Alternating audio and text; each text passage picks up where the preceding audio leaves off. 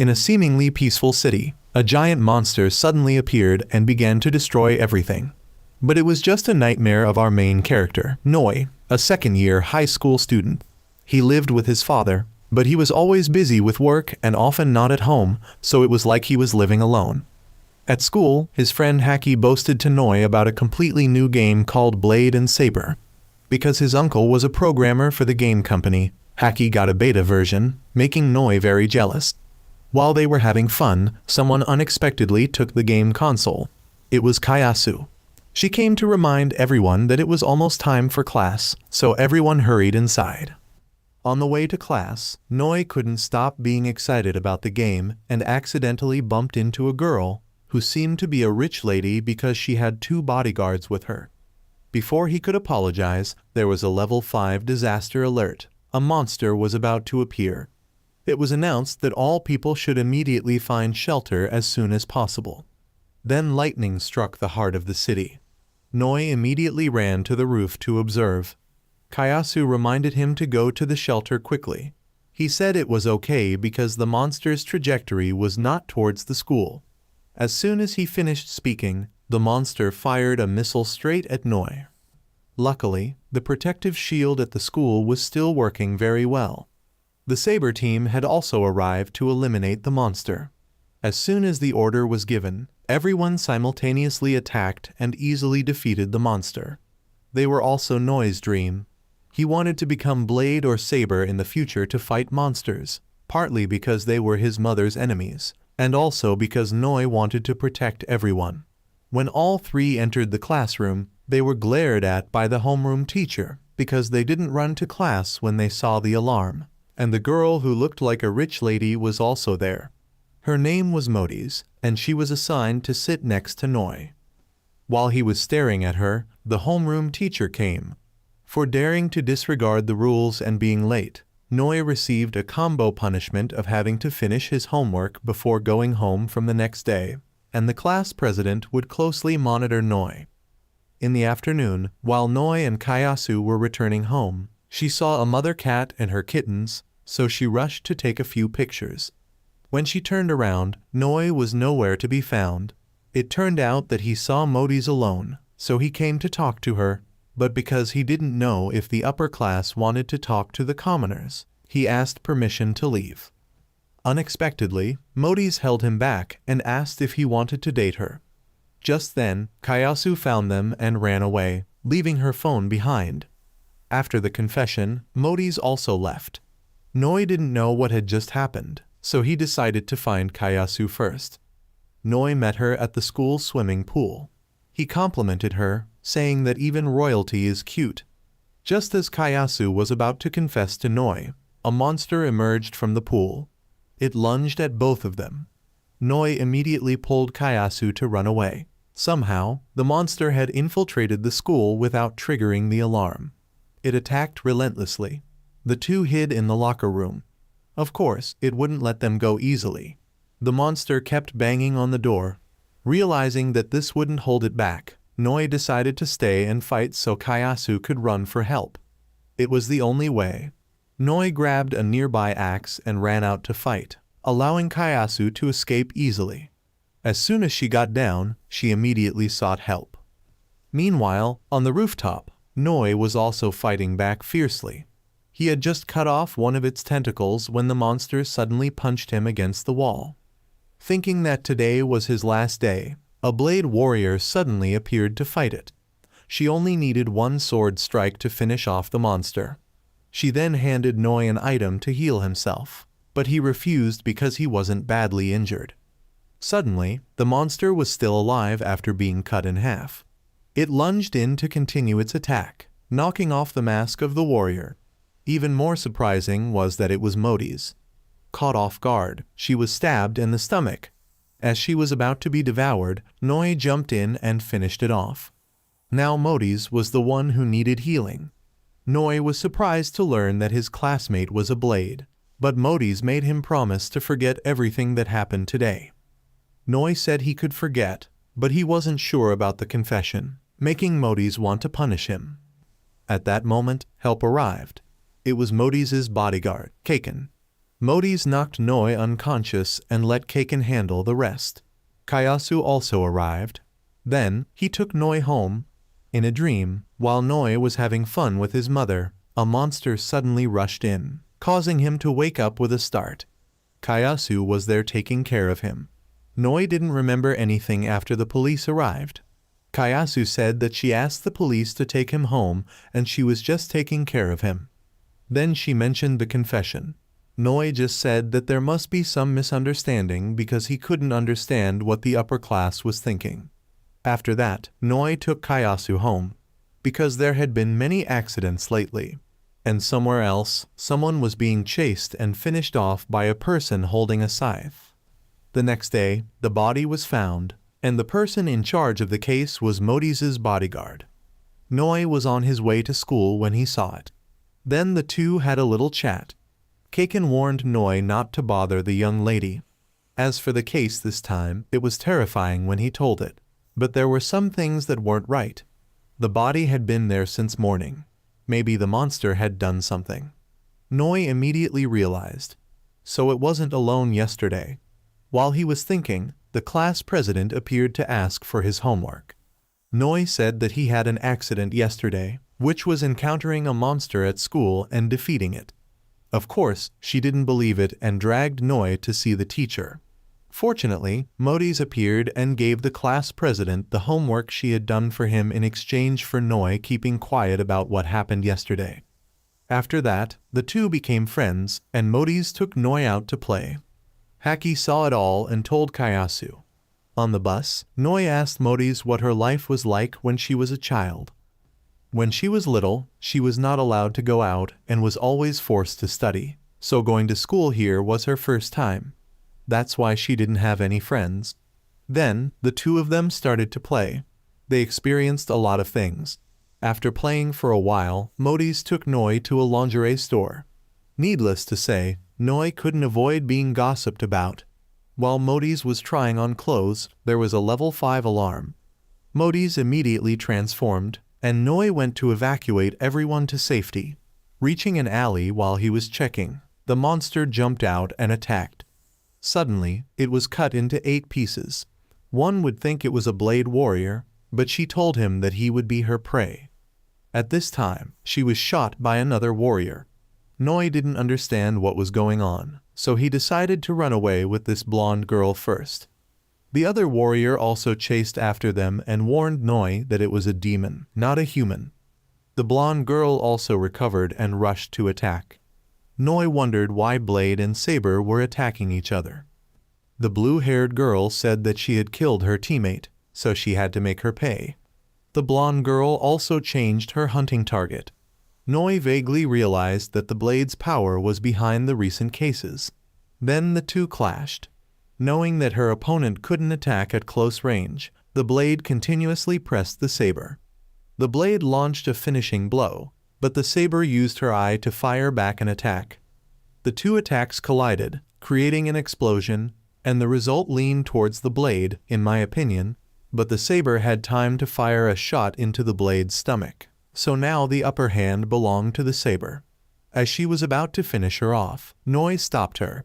He said that Blade and Saber should work together to fight monsters, protect people and the world. Why kill each other? She was angry, saying that an NPC didn't know anything, surprising him. At this time, the Blade also said, "That's a non-player character, not a player, an automatically programmed character." Taking advantage of Saber's distraction, she escaped and restrained Noi. As she was about to kill him, she also revealed a secret to him. Everything here was just a virtual world. It was an online game. Although Noi found it hard to believe, she showed him his accident again, and after being destroyed by the monster. But in the blink of an eye, the city was quickly restored. So Noi thought it was normal because his brain was programmed that way. Everyday life, as well as the memories of NPCs, were pre-programmed.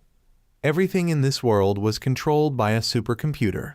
Even time in this world was also managed by the real world, Blade or Saber. Players just need to choose the character they like. Then they will have the task of protecting, fighting against evil, protecting peace in the game. It was all a lie. But because of one person, she hated this world and massacred NPCs. Not stopping there, she also killed other players. Noi began to realize that everything was fake. All the memories he had with everyone were meaningless. At this time, Kayasu came running from somewhere to protect Noi. Of course, an NPC couldn't match a player, and then she started torturing Kayasu in front of a helpless Noi. Suddenly, his body burst into flames. Noi broke free and gave her a punch in the face. Although she didn't understand what was going on, she realized something was wrong with Noi. At this time, Noi grabbed the scythe and threw it straight at her, but she dodged it. Thought it was easy to eat, but it was tough. The scythe suddenly turned around and stabbed her straight in the stomach. She disappeared into streams of light that flew into Noi. Then, the blade outfit appeared on Noi. Information about other people also appeared in his eyes. Indeed, her words were true. Then he healed Kayasu, and this saber girl was Hako. She reminded Noi to keep this a secret, not to be told to anyone else. Hako also received the order and logged out first. From afar, two mysterious people were watching Noi. After that, Noi took Kayasu home to treat her wounds. Modis also followed, although very angry because she was only considered as a piece of data, but Noi had no other choice. Modis said that what she told him about friends was true. At home, Noi finally let Modis in. He asked her how to take this suit off. Modis pointed to the device on Noi's left hand. It allowed players to connect or disconnect from the game. From the moment he defeated her, Noi's data might have been changed. Noi might have become a player. Then, Modis showed Noi the data panel. Finally, he was able to take it off. Since Modis got to admire the NPC's body, Noi felt that Modis was not a bad person after all. Noi was her first friend. If he died, she would be very sad. In the real world, 12 years ago, she had an accident. After that, she couldn't live a normal life, and then Vincent introduced her to this game. In the game, she could feel and move freely. Players killed monsters to complete missions, but protecting NPCs was also an equally important task. Besides, if a player killed another player, that person would receive a PK penalty. Confessing to Noi was also a mission in the game. Modis checked the status board. The previous mission was not completed yet. Back on the rooftop, the one who destroyed the monster was Noi, not Modis. Maybe that was the reason. Anyway, Noi also had something to ask Modis. It was to change Kayasu's clothes. After all, they were friends, so she would help him. After changing clothes for Kayasu, Modis observed Noi's room. It seemed he was a big fan of blade and saber. Then, she noticed a commemorative photo of Noi and his mother. Suddenly, a series of Noi's memories rushed through her mind. Before she could understand what was happening, there was a noise outside. A group of people in black appeared and subdued Noi. They believed he was the one who corrupted the data, as his data had created a large number of errors. His existence was a threat to Gaia. They began to restore the data, but one of them noticed that Noi had a watch on his hand, indicating he was a player, so they immediately stopped. They apologized and introduced themselves as Night Wolf, responsible for monitoring the system and eliminating any errors they detected. They then asked about the relationship between Noi and Modis. Before they could answer, Vincent called from outside, telling the young lady to log out because the master was about to return. If he saw this scene, it would be very dangerous. With no other option, she had to leave. After that, Night Wolf checked Noi's information, and suddenly, an attack occurred. A group of mysterious people appeared and kidnapped Noi. When Noi woke up, he met a monk. A masked girl also appeared and introduced themselves as crows. The monk was a Zen master, and this place was his independent domain, unknown to anyone else. It could be seen but was invisible in form. There was no need to panic, as the master was an ally of Noi. Back at Noi's house, the remaining member of the crows was dealing with the Night Wolf group. After finishing off the second member, only one remained, but he was different from the others. No matter what the crow did, it was useless, and then he finished him off. Kayasu had witnessed everything as she had been awakened by the loud noise. Instead of killing her, the night wolf member implanted a parasite into her. The monk said he was also once an NPC like Noi. His system role was to demonstrate players' skills, meaning he was a guide. Noi asked if this world was illusory, like a game, what was the meaning of everyone's existence? Even if this world was illusory, and they had life, the fact was they were here, meaning this was their reality. Their existence was assured, even if they were just NPCs. They still had thoughts and freedom, even if they were just programs, but life had meaning. In reality, many NPCs were created with that purpose. Their existence was necessary in this world. This meant Noi was the key to changing everything. With the final hope skier, the master wanted Noi as an ally for the benefit of the world. Everything had happened so suddenly, so Noi still needed time to think. The monk then gave Noi a gear, and after receiving it, he felt energy surging through his body. The monk then sent him back, telling him to return when he had made his decision, and reminded him to be cautious of Night Wolf.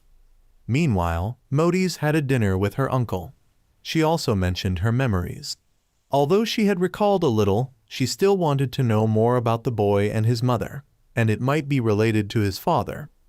Then Modis mentioned the name Garrido, which made her uncle angry and leave early. Returning to Noi's house, everything had been repaired. Kayasu also woke up and started crying. Noi said it was just a dream, but regardless, Noi still had to protect Kayasu and his loved ones. The Night Wolf group was closely monitoring Noi. Outside, Vincent told Modis that Mr. Garrido was one of the developers of Gaia and had disappeared unexpectedly, like a fatal blow. After his disappearance, that was all he knew. Modis could only remember one thing from 12 years ago. When she thought about it, she felt sad and lonely. She then asked Vincent to help her because she wanted to know what had happened at that time. This game still had many mysteries. Modis wanted to understand it better. Noi was the key to the answers from 12 years ago and to the whole game world. A regular school day resumed, but this time Noi felt very familiar because he had become aware of the real and the virtual. On the way to school, Haki bragged to him about his in-game achievements that he stayed up all night to earn, but Noi didn't care. Then the two met Modis, so Haki went ahead to let them talk. Modis asked Noi what happened after she logged out, but even Noi wasn't sure what had happened. At that moment, an emergency alert sounded. They both rushed to the place where a monster had appeared. Their levels were not high enough to defeat it. It immediately attacked them. Kaken arrived in time and took out an axe to strike the monster, but it was a fire-type monster, which countered Kaken.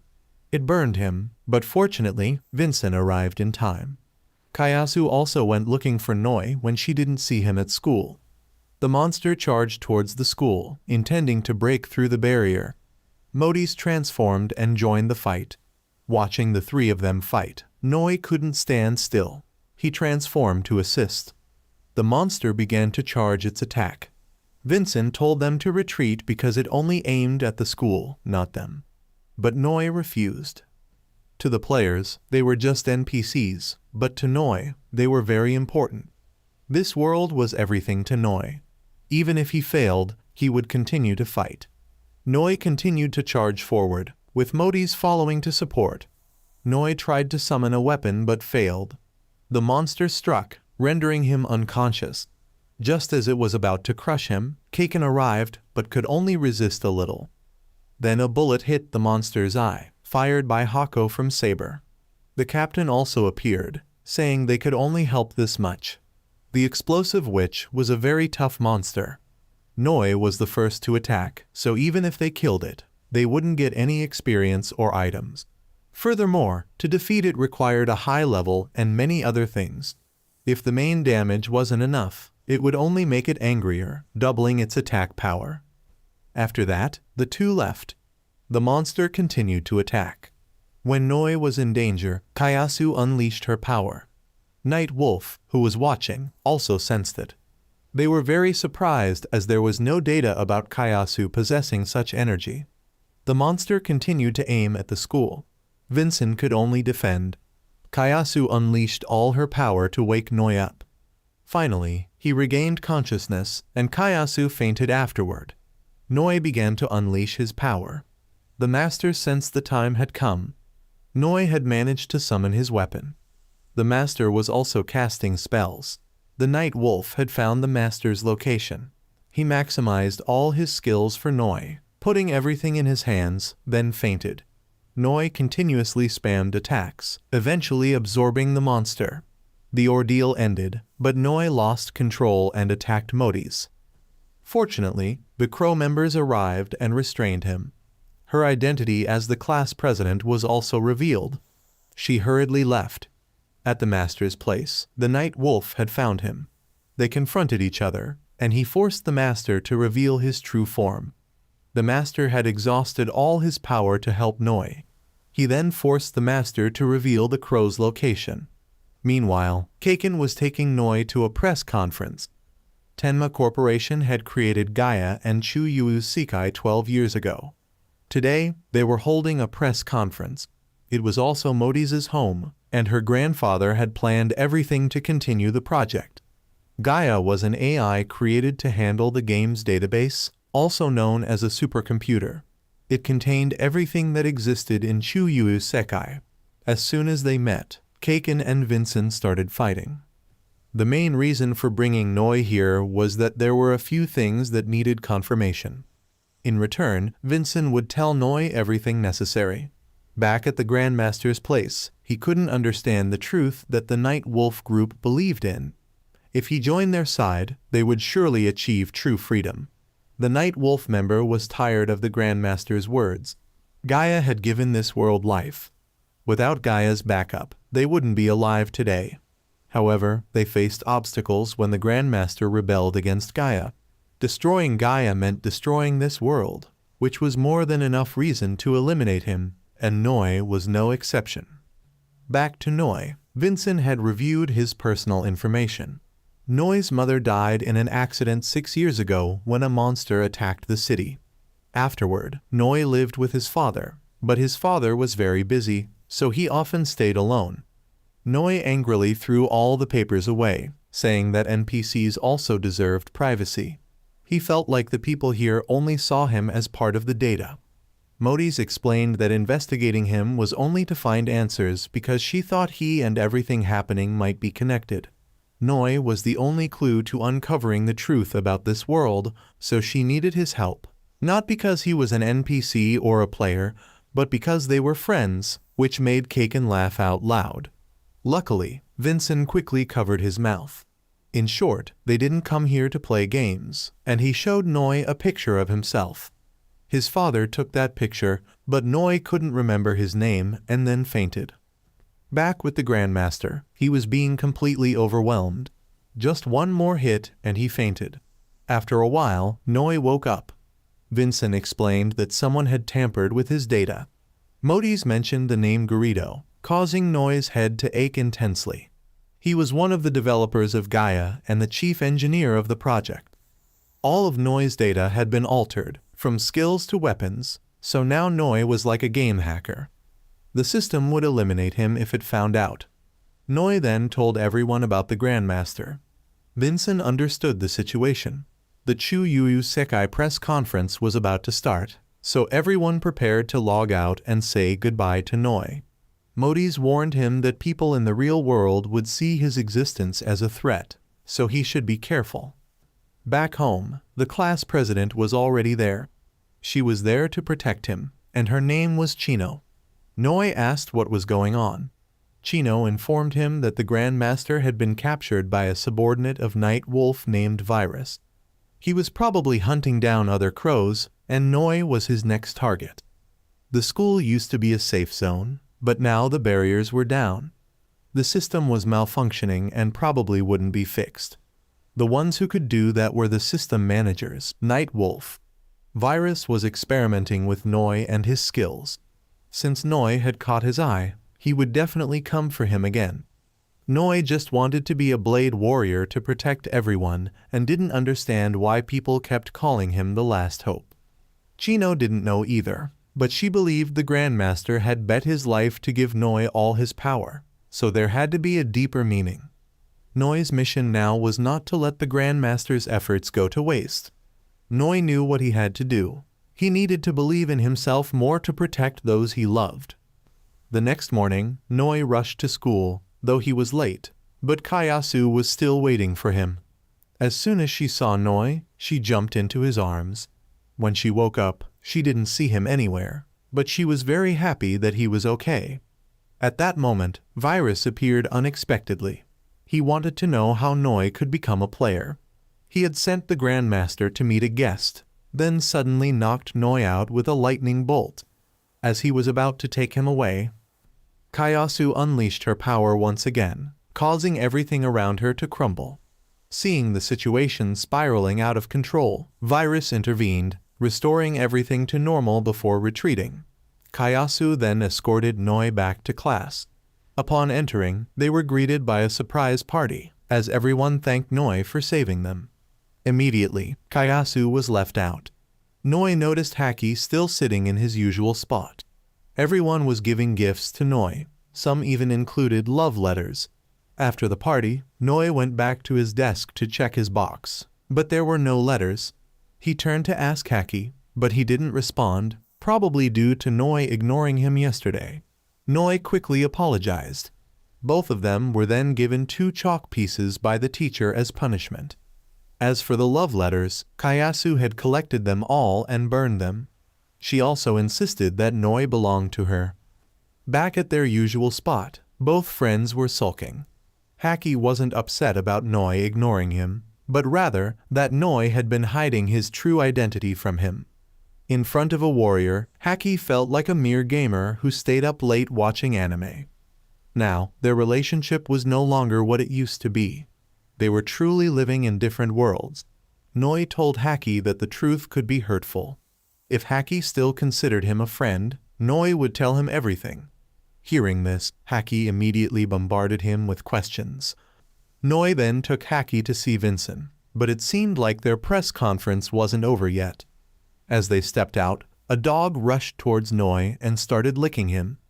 The dog's owner, a beautiful blonde woman, apologized and invited him to her newly opened cafe. They were offering special services for those who came in at that time. Haki, upon hearing this, immediately jumped ahead of Noi. It was the only way to kill time while waiting for Vincent. Noi then revealed everything to Haki. Instead of reacting dramatically, Haki remained calm. He realized that no matter where he was still himself. Even if he was just an NPC in a virtual world, created by someone, it didn't matter who created them. Whether it was Noi or Haki, everyone here was just digital data, but they were still living their lives. The coffee was brought to them. As they were drinking, the blonde woman kept staring at Noi. He remembered Modi's words that he was being seen as a threat, so he had to be careful with everything he did. He calmly observed his surroundings. Haki, on the other hand, was sure the blonde woman liked Noi. If he was a gamer, he would have received a notification, but since he was a character in the game world, he wouldn't. Notifications would not appear for characters from the real world, like Modi's. Haki was like a game character, so it was impossible to say whether someone existed or not. If he disappeared, Haki wouldn't even notice. The cafe owner then came over to ask how the coffee was. He was very happy that they both enjoyed it. He then offered them a job at the cafe so they could get free coffee. He had just moved here, so he wasn't aware that the cafe would be so busy. Noi wasn't sure what their intentions were, so he agreed for now. At that moment, Kayasu found Noi. As soon as she saw her, the blonde woman jumped on her, because she found her too cute. Seeing this, Haki also wanted to join in. It took a while for them to pull the woman away. The urgent announcement sounded again. The monster appeared right in front of the coffee shop, level 13. It had no eyes, but its ears were very sharp. It could hear the two talking and knew they were players. Then the two transformed, Saber actually 3 if you count the dog. The 3 separated to act. The monster started shooting randomly. The owner threw a stun grenade to disrupt its hearing. This blonde-haired girl is Ram. Ram and the dog charged into the attack. The monster saw that it couldn't win and it slipped away. Not wanting it to escape, Noi left Kayasu with Haki then transformed. He took out a sword and charged directly at it. But it had already managed to slip into the earth. All four chased after it. Going underground there were many monster eggs. It had lured them into its nest. The eggs started hatching. Both quickly left, while Ram was still stuck below because she went ahead on her own. The little monsters started to rise up and attack the coffee shop. Luckily Noi arrived in time. The monsters saw that they couldn't eat this guy with a knife, so they moved on to another shop to attack. It was the Vincent conglomerate. Now Noi had to make a choice, leave, or stay to protect his friends. On the other side, the monsters had broken through the door and charged in. Haki, seeing the situation was not good, he pulled Kayasu to the second floor so Noi could rest assured to go save the girl. Though very scared but shouldn't hinder Noi. Now the coffee shop owner finally introduced himself as Hakuranda. Then Haku threw a bomb at Noi's feet to propel him forward to Vincent's secretary. Luckily he arrived just before the monster asked for a little meat on her secretary. Haki and Kayasu both went upstairs and held their ground on the second floor. The monster rose up to attack Haku. Noi was also injured after the shock. The monsters had crawled up to the second floor. Ram came to help. The monster was searching for people by sound. Just be quiet and you'll be safe. But how would there be an anime to watch if that happened? The secretary didn't pass out. She woke up and screamed loudly, making Noi's situation difficult. At this time Kayasu knew what she had to do.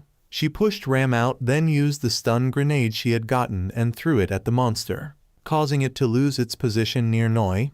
Immediately it shot straight at Kayasu and Haki, causing both to die. At this time reinforcements arrived. Noi was angry. He burst out with his strength. Noi created a huge flame that burned the monster and its offspring alive. He was still very regretful for not being able to save his friends. But Kayasu and Haki were safe because Chino had saved them in time. Haku realized that Noi was not just a simple delivery boy. Noi was very happy that everyone was fine. Haki asked the secretary first, then asked his friend. While over at Modi's, the press conference was underway. Because the game was still in beta, the number of players exceeded expectations in just 1 week. At this time someone asked about the stability of the game. They heard that there were incidents that occurred during development 12 years ago. She got straight to the point. Did it really happen? Inside the game, Brother Haku was very frustrated because he had to rebuild the coffee shop. But when he thought of the rich flavor and brought wonderful experiences to customers, he didn't mind rebuilding it, because owning a coffee shop was his long-held dream. While in real life Ram said Haku was allergic to coffee, because he couldn't absorb caffeine. It sounded very ironic. To have a coffee shop in real life for Haku was just a dream. But when in the game he could achieve that dream, Noi realized that people need this world too. Anyway, Haku still wanted to invite Noi to work at his place, but Noi declined because his version of this world was not a waiter or a student. Then the three left. Noi knew they all had good intentions, but he needed to keep his distance. Haku had been observing from the start. Ram, it goes without saying, she jumps at anything cute. Haku asked Haku about Noi. He just said he was special and needed to be observed more. But don't interfere too much. Otherwise the system would find out and Noi would be erased. While the three were talking, Haku's shop was as black as his coffee beans. Back to the press conference, Modi's father thought it was ridiculous to let players enjoy this game. They had developed it for a long time.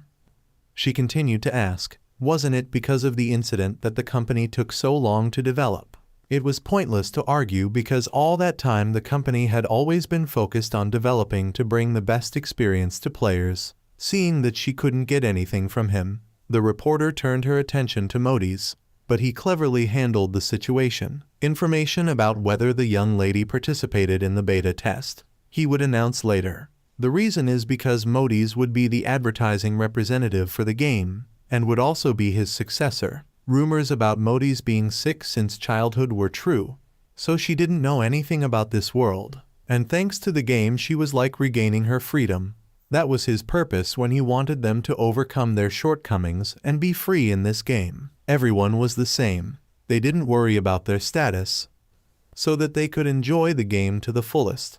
The reporter said that the illness was not from childhood, but was definitely due to the incident 1 year ago. During the beta test, of course, there were bound to be incidents, and they had tried to fix it. There was never any loss of life or illness in the game. He declared that anyone who had a different opinion, that person was the company's opponent. At Noi's house, Chino was injured after saving Kayasu. Noi also gave her healing items, then he asked Chino to help him get stronger, because he didn't want anything bad to happen.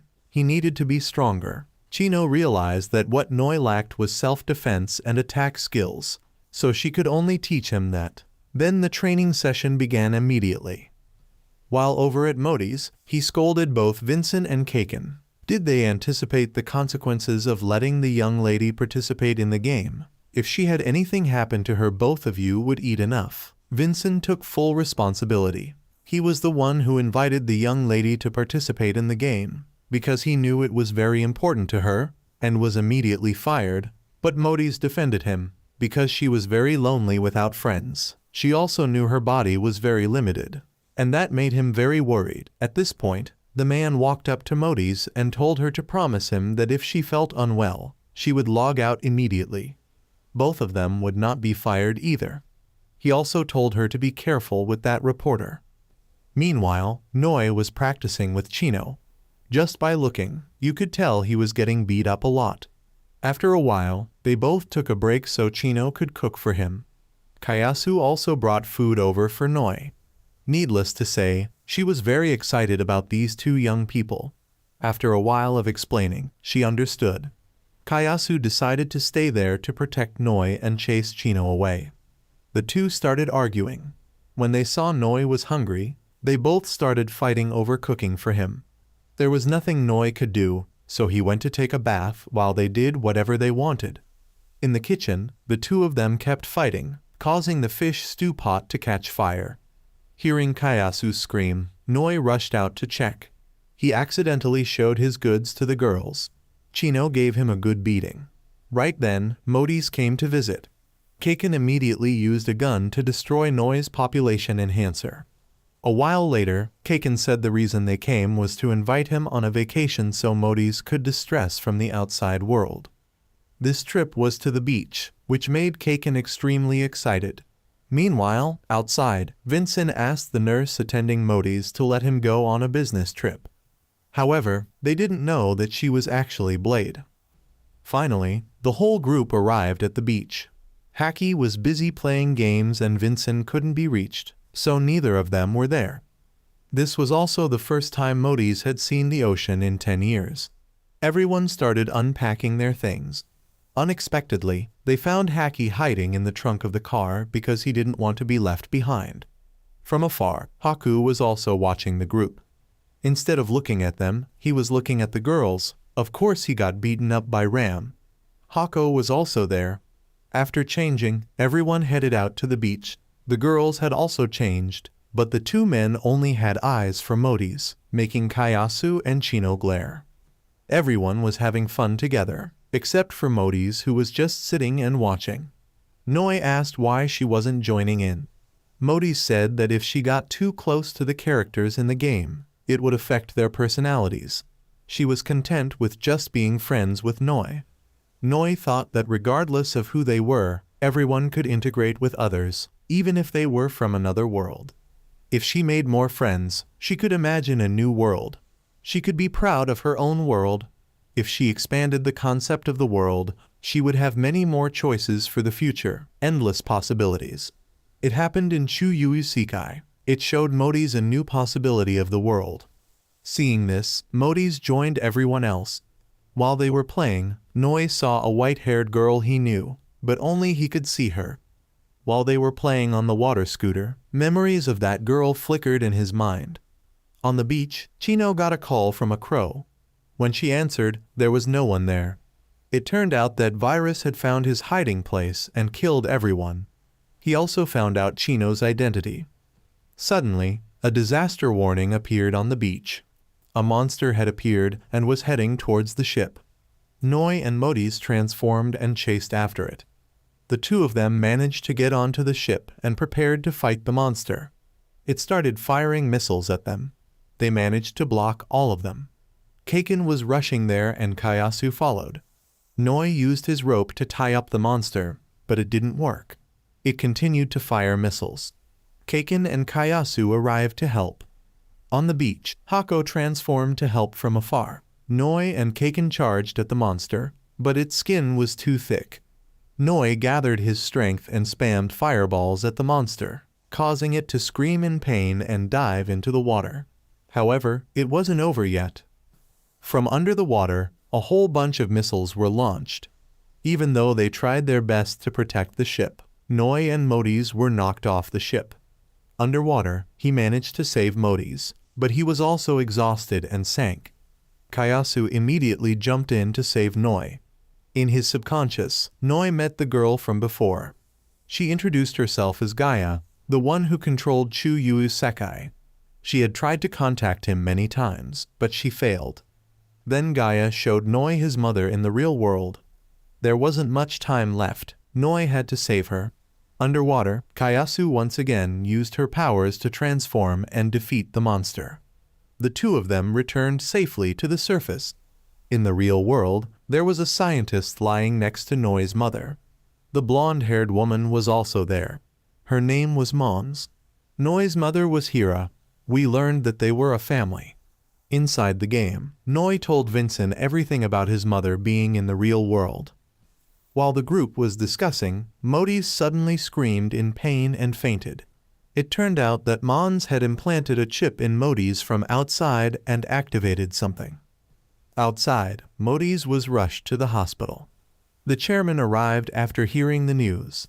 The doctor said her condition was very dangerous because when he touched her helmet, it immediately caused her pain. She was experiencing the same feeling in the game world. Vincent checked and saw Modi's had logged out, so he logged out to check on her. Outside, the chairman was very distressed, fearing he would lose his granddaughter. Vincent arrived and informed him of Modi's condition in the game. The doctor then came out and said they found a strange device attached to the controller. It couldn't be removed immediately because the person who created it was very meticulous, and doing it incorrectly would be life-threatening. If they turned off the power and restarted the game, the data would be deleted and restored from scratch, meaning Modi's might be trapped in the game forever. There would be no way to bring her back. The chairman was determined to save his granddaughter and left to go somewhere. Inside the game, no matter what Noi said, Modi's still wouldn't wake up.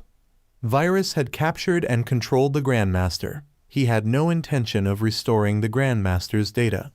Instead, he was going to seize all his energy. He began to carry out his plan. With the last of his strength, the Grandmaster launched a palm strike at the monster, but it was completely useless. Virus had surpassed his limits and finished him off. After syncing data with the Grandmaster, Virus learned that the NPC's purpose was to gain freedom, and then he began searching for Noi. Outside, news of Modi's accident spread widely. The press were constantly prying. The chairman went to see a man named Garrido, who also knew about Modi's condition and was searching for a solution. However, the chairman was afraid that she would become like Hira.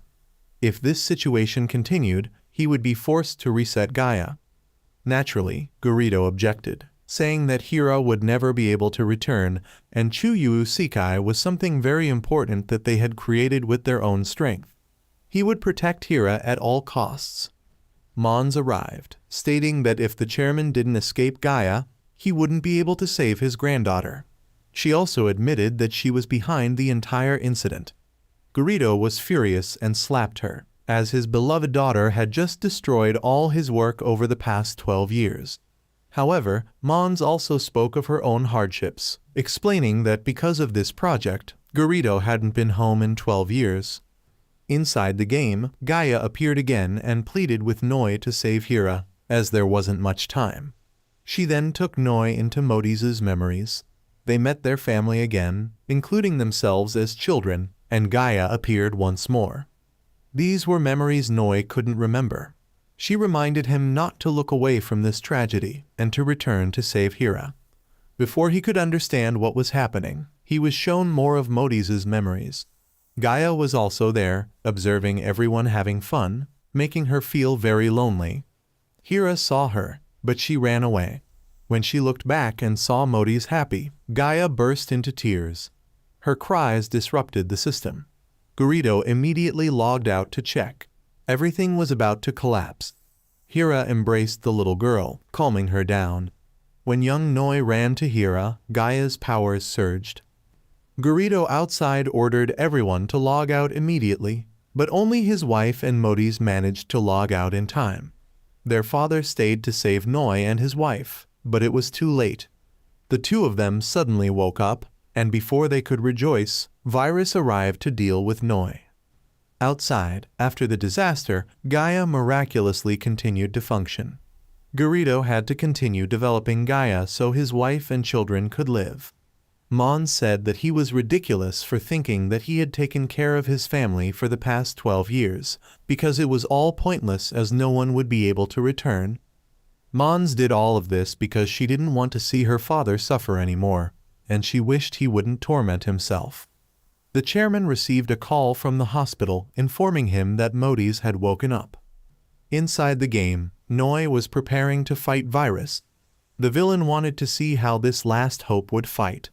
The two of them started exchanging blows, and it turned out Noi was truly weak, only needing one blow to be subdued. Modis and Kaken jumped in to rescue him, but Virus locked them both up. He started to break Noi, but Kayasu rushed in to protect him.